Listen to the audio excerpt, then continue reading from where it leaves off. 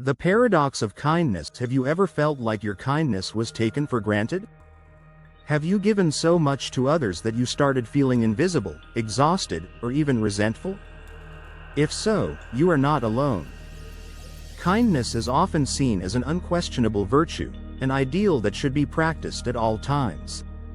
But what if there is a dark side to kindness? What if being too kind can actually harm you and those you want to help? In this article, we will explore an ancient Zen story about a cherry tree that reveals the hidden risks of excessive kindness. We will also discuss how to find a healthy balance between generosity and self-respect. This is a lesson that can transform your relationships, your sense of self-worth, and ultimately, your happiness. The Zen story of the cherry tree. In a peaceful monastery nestled in the mountains of Japan, there lived an elderly monk named Ero, renowned for his wisdom. One day, a young woman named Shara approached him, burdened by disappointment.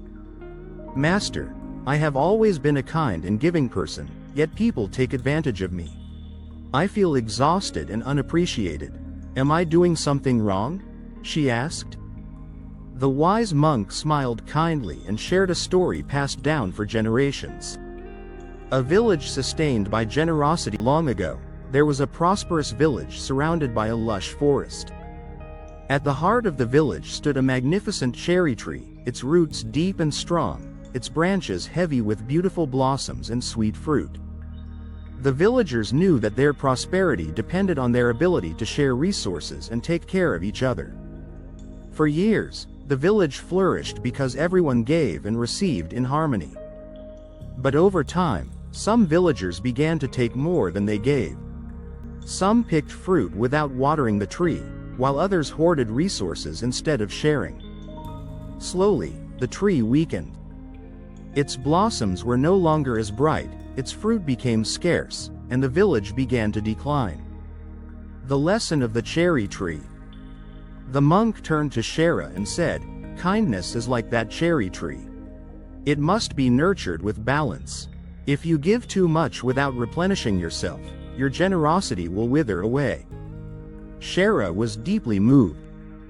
She realized that kindness is not just about giving, it is also about maintaining boundaries, self-care, and wisdom. The dangers of toxic kindness. In modern life, many people suffer from what psychologists call toxic kindness, a compulsion to always be nice, even at their own expense. While kindness is an essential virtue, it can become self-destructive when taken to extremes. 1. Kindness without boundaries leads to burnout. 1. Many people feel obligated to always say yes, even when they are tired, busy, or emotionally drained. 2. Example. Parents who give everything to their children but neglect their own well-being. 2. They become exhausted, stressed, and eventually resentful. 3. Solution. Learn to say no when necessary. 3. Protect your energy so that you can give sustainably. 2. People take advantage of overly kind individuals. 1. When someone never sets limits, others may begin to exploit their generosity. 2. Example. A friend who always borrows money but never pays it back. 3. Solution. Kindness should be reciprocal. 3. If someone repeatedly takes but never gives, it may be time to re-evaluate the relationship. 3. Excessive kindness can lead to low self-worth. 1. Many people equate kindness with self-sacrifice. 1. They believe that being good means putting others first at all costs. 2. Over time, this can lead to losing one's sense of self and feeling invisible. 3. Solution. Balance giving with self-care. 3. Kindness should not come at the expense of your own happiness. How to practice healthy, balanced kindness. So how can we be kind without losing ourselves? The Zen story of the cherry tree teaches us that generosity must be accompanied by wisdom. Here are some practical ways to achieve this balance. 1. Set clear boundaries. 1. Kindness is not about always saying yes. 1. It is about knowing when to say no with love and respect. 2. If someone consistently disrespects your limits, it is okay to distance yourself. 2. Give without expecting anything in return. 1. True kindness comes from the heart, but it should be given freely, not as an obligation. 2. Do not expect others to return favors, instead, practice giving for the joy of it. 3. Prioritize self-care. 1. Just like the cherry tree needs water and sunlight, you need rest and nourishment. 2.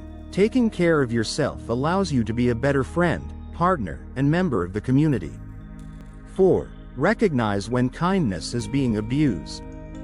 1. Not everyone deserves your kindness. 1. If someone repeatedly takes advantage of you, it may be time to rethink the relationship.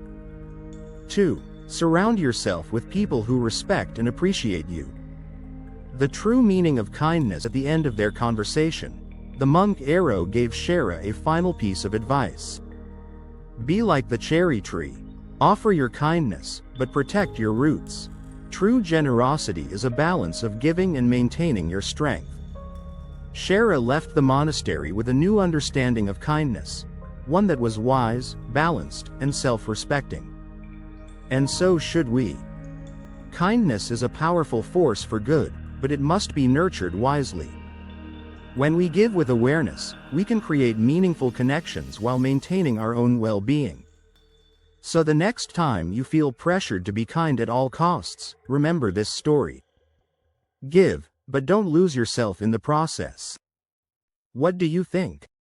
Do you ever struggle with being too kind? Have you ever felt taken advantage of?